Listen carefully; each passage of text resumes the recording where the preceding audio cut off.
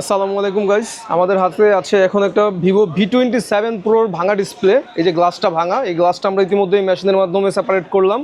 এখন আমরা এই যে কিছু ডাস্ট আছে, ডাস্ট পরিষ্কার করব।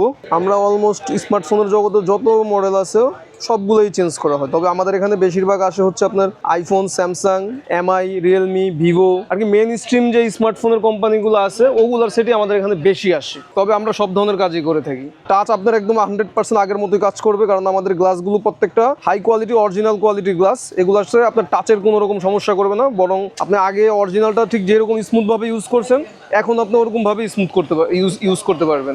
এখন হচ্ছে আমরা গ্লাসটা আলাদা করার পরে আমরা এটা চেক দেবো। চেক দেওয়ার পরে দেন আমরা গ্লাসটা ফিট করব। যে আমরা যে কাজটা করছি, কাজটা যদিও সেন্সিটিভ, একটু রিস্ক থাকে, এই জন্য আমরা চেক দিয়ে কাজটা কমপ্লিট করব।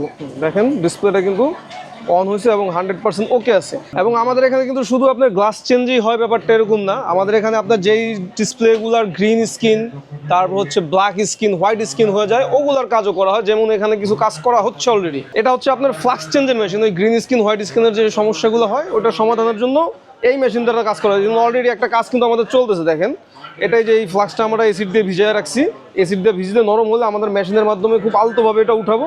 দেন এই মেশিনের মাধ্যমে আবার একটা নতুন ফ্লাক্স এখানে আমরা ফিট করে দেবো।